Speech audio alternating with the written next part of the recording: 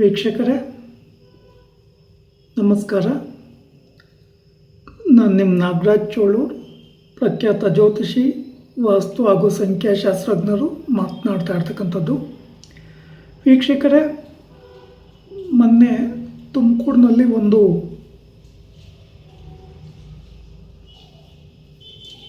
ಸಪ್ತಗಿರಿ ಬಡಾವಣೆಯಲ್ಲಿ ಫ್ಲಾಟ್ನ ವಾಸ್ತು ಪರಿಶೀಲನೆ ಮಾಡಬೇಕಾಗಿ ಬಂತು.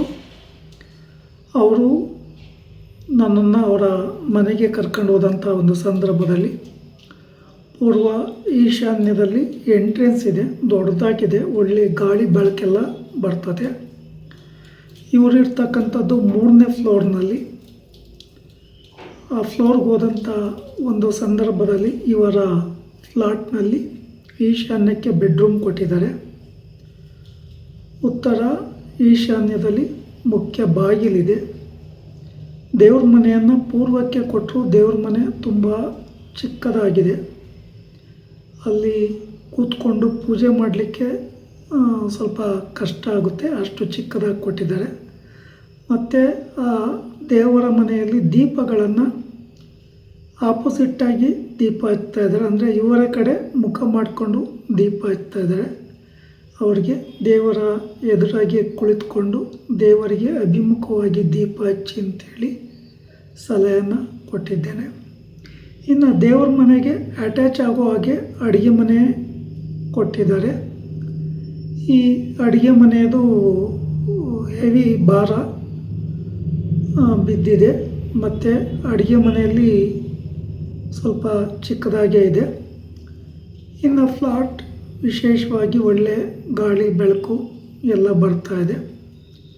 ನೈಋತ್ಯದಲ್ಲಿ ಒಂದು ಬೆಡ್ರೂಮು, ಪಶ್ಚಿಮದಲ್ಲಿ ಒಂದು ಬೆಡ್ರೂಮ್ ಕೊಟ್ಟಿದ್ದಾರೆ.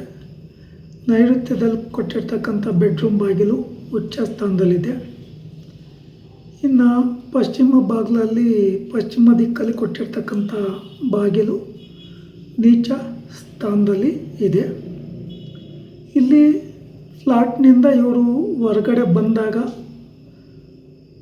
ಉತ್ತರ ವಾಯುವ್ಯಾಭಿಮುಖವಾಗಿ ಇಳಿದು ಮತ್ತು ಪೂರ್ವ ಈಶಾನ್ಯದ ಗೇಟ್ನಿಂದಲೇ ಆಚೆ ಬರಬೇಕಾಗ್ತದೆ.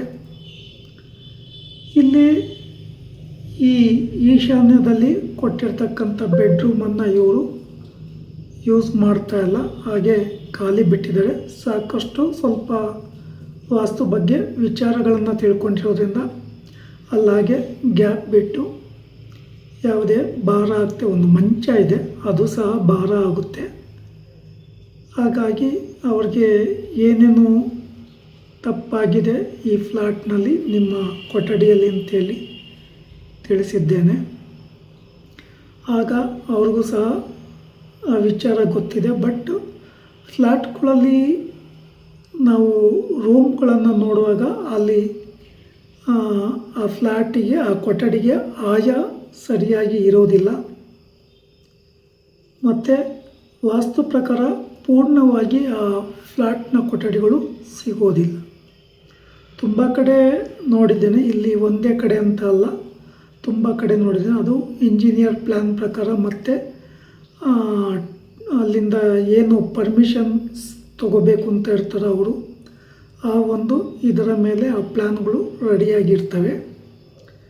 ಅದು 2 BHK ಅಂದರೆ 2 ಬೆಡ್ರೂಮ್ ಇರ್ತಕ್ಕಂಥ ಫ್ಲ್ಯಾಟ್ಗಳು ಒಂದು ಥರ ಬರ್ತವೆ. 3 ಬೆಡ್ರೂಮ್ ಇರ್ತಕ್ಕಂಥ ಫ್ಲ್ಯಾಟ್ಗಳು ಒಂದು ಟೈಪ್ ಇರ್ತವೆ. ಸಿಂಗಲ್ ಬೆಡ್ರೂಮ್ ಇರ್ತಕ್ಕಂಥ ಕೊಠಡಿಗಳು ಇನ್ನೊಂದು ರೀತಿಯಲ್ಲಿ ಇರ್ತವೆ. ಅವ್ರಿಗಾಗೂ ನಾನು ಫ್ಲ್ಯಾಟ್ ಪರಿಶೀಲನೆ ಮಾಡಿದ್ಮೇಲೆ ಇದು ದೇವ್ರ ಮನೆ, ನೀವು ಈಶಾನ್ಯದ ಬೆಡ್ರೂಮಲ್ಲಿ ಮಾಡ್ಕೋಬೋದಲ್ಲ ಅಂತ ಹೇಳಿದೆ. ಅದು ಸಮಸ್ಯೆ ಆಗುತ್ತೆ, ಓನರ್ ಒಪ್ಪೋದಿಲ್ಲ ಅಂತ ಹೇಳಿದರು. ಹಾಗಾಗಿ ಅಲ್ಲೇ ಆಯಿತು, ಅಲ್ಲೇ ಇದು ಮಾಡ್ಕೊಳ್ಳಿ ಅಂತೇಳಿ ಸಲಹೆಯನ್ನು ಕೊಟ್ಟಿದ್ದೇನೆ. ಇಲ್ಲಿ ವಿಶೇಷವಾಗಿ ಏನು ಅಂತಂದರೆ, ಇವರ ಫ್ಲ್ಯಾಟ್ನಲ್ಲಿ ಒಳ್ಳೆ ಗಾಳಿ ಬೆಳಕು ಚೆನ್ನಾಗಿ ಬರ್ತದೆ. ಯಾವುದೇ ಸೌಂಡು ಡಿಸ್ಟರ್ಬೆನ್ಸು, ವೆಹಿಕಲ್ ಸೌಂಡ್ ಆಗಲಿ ಇನ್ನೊಂದಾಗಲಿ ಡಿಸ್ಟರ್ಬೆನ್ಸ್ ಆಗೋದಿಲ್ಲ. ಆ ಕಾರಣದಿಂದ ಅವರಿಗೆ ತೊಂದರೆ ಇಲ್ಲ. ನಿಮಗೆ ಎಷ್ಟು ಅನುಕೂಲ ಇದೆಯೋ ಅದನ್ನು ಆ ರೀತಿ ಬಳಕೆ ಮಾಡ್ಕೊಳ್ಳಿ ಅಂತೇಳಿ ತಿಳಿಸಿದೆ. ಅವರಲ್ಲಿ ಇನ್ನೊಂದು ಗೊಂದಲ ಇತ್ತು. ಮಾಸ್ಟರ್ ಬೆಡ್ರೂಮ್ನಲ್ಲಿ ನಾವು ಕಪಾಟನ್ನು ಹೇಗೆ ಇಟ್ಕೋಬೇಕಂತ ಗೊತ್ತಿರಲಿಲ್ಲ. ಆಗ ಆ ಕಪಾಟನ್ನು ಪೂರ್ವಕ್ಕೆ ಮುಖ ಮಾಡಿ ಇಲ್ಲ ಉತ್ತರಕ್ಕೆ ಮುಖ ಮಾಡಿ ಇಟ್ಕೊಳ್ಳಿ ಅಂತೇಳಿ ಸಜೆಷನ್ ಕೊಟ್ಟೆ.